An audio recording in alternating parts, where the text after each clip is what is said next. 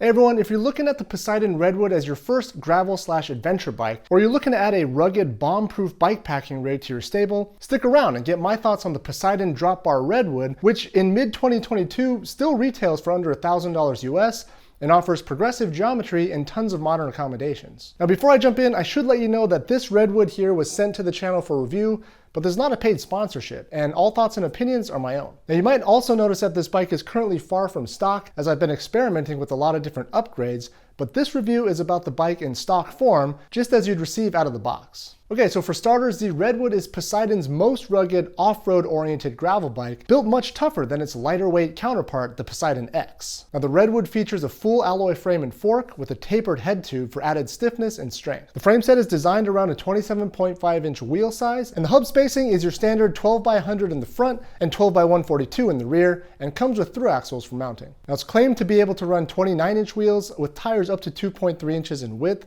but I haven't actually tested this limit yet. Now the seat post diameter is a standard 31.6 millimeters, which gives you plenty of options if you want to run a dropper post in the future. Now you also get plenty of mounting options for racks, fenders, and bottle cages, and the frame features partial internal cable routing for a clean look, but also easy serviceability. No need for a cable routing kit for this bike. Now the build spec for this bike is entry level, but it's pretty apparent that every component was chosen carefully to offer a balance of performance and price. For instance, rather than spec a cheap 2x system, knowing that most cyclists would prefer a 1x system for this type of bike, they went with the affordable Microshift Advent X 10-speed clutched drivetrain right out of the box. Now it is a budget option, but when dialed in, it performs really well. And it's also clutched, so the chain doesn't flop around and chip the frame during chunky descents, and it's really forgiving to set up, so it'll run smoothly even when it's slightly out of alignment. Now the bottom bracket shell is a wide mountain biking standard, 73 millimeters, with a basic square tapered bottom bracket, made into some basic 170 millimeter pro wheel cranks,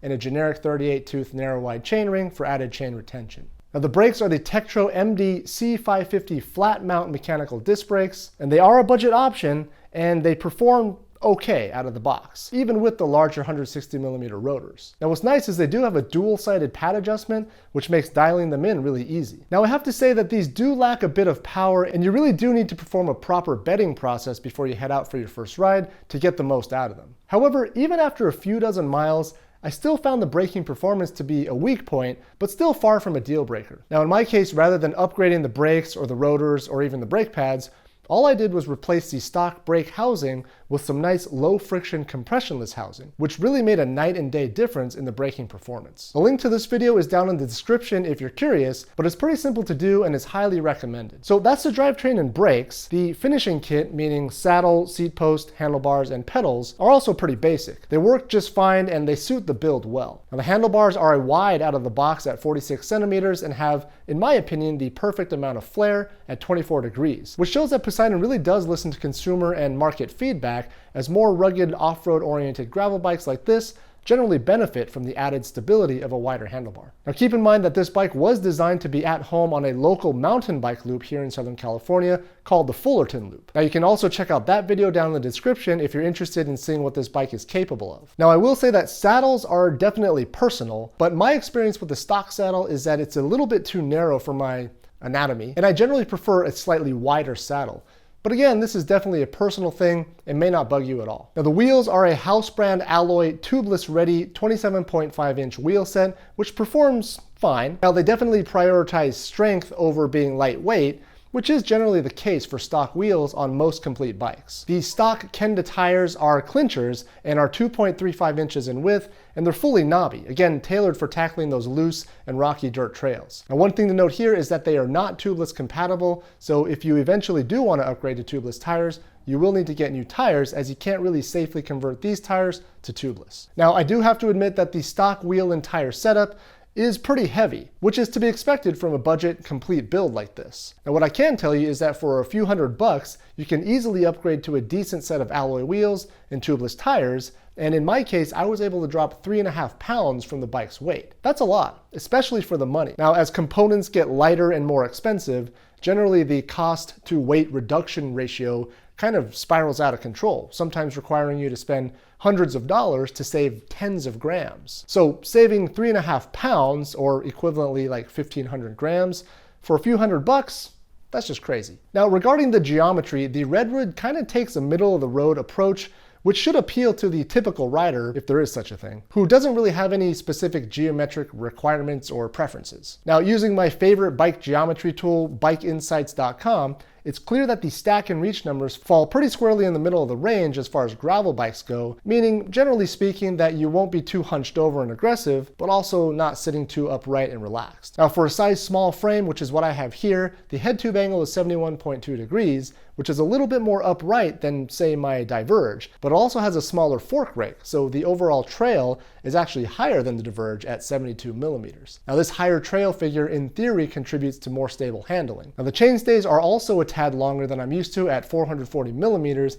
and this definitely smooths out the rear end and helps to balance the bike's handling front to rear. Now, one thing to note is that the bottom bracket is almost 20 millimeters higher than I'm used to, or similarly, the bottom bracket drop is much smaller than I'm used to. Now, this helps to avoid pedal strikes on the ground and over rocky features, but it also gives the sensation of riding on top of the bike rather than in the bike, which is a little bit tricky to get used to when navigating more technical descents or when trying to rail tight turns. Anyways, aside from these minor quirks, the geometry is, again, pretty middle of the road and should suit a wide variety of cyclist experience levels and preferences. Now, of course, the stuff that really matters: how does it actually ride, and what are my thoughts on the bike as a whole? I took it out on the local mountain bike loop, the Fullerton Loop, again, the trail which served as the inspiration for this bike, and it plowed through even the most technical bits like a champ. Now, I basically have zero concerns regarding the durability and strength of this bike, but the flip side, of course, is that it is pretty heavy. This small size Redwood weighed in at over 29 pounds on my scale in stock form, which I could definitely feel while riding. Now, I would also add that because the frame set is somewhat overbuilt, the ride can be rather chattery and harsh when the going gets tough. Now, I think this might be partially due to the stiff stock tires,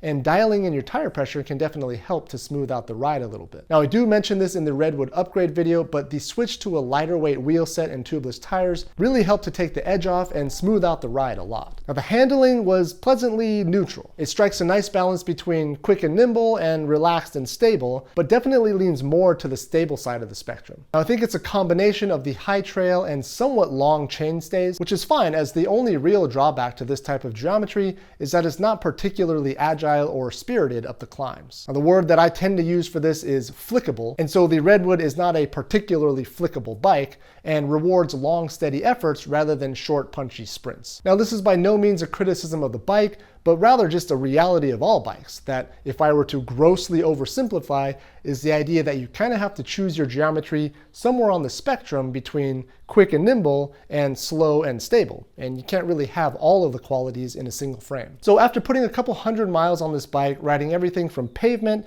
to fire roads to even some technical single tracky stuff, my general thought is that it's definitely an entry-level bike, but it rides really well and will absolutely be sufficient for an entry to mid-level cyclist. I'd also add that it has a lot of potential for upgrades, since the frame set is thoughtfully designed around modern accommodations and modern geometry, which are basically the only things that you can't change on a bike. Now, I did mention that this review is for the bike in its stock form, but if you are so inclined, with a few simple budget-conscious upgrades, you can really transform this bike into a completely different machine. Now, if you have the time, you can check out the upgrades video down in the description, and of course, these are by no means necessary to have fun on the bike. Now, the Redwood in its stock form is a very capable bike, and again, does an incredible job of striking balance between performance and price. So who is this bike for? It's for the budget-conscious cyclist who might be curious about exploring local trails on a drop bar gravel bike, but who maybe prefers not to commit to a bike costing several $1,000s more. Now, the Redwood is a great entry into drop bar gravel bikes,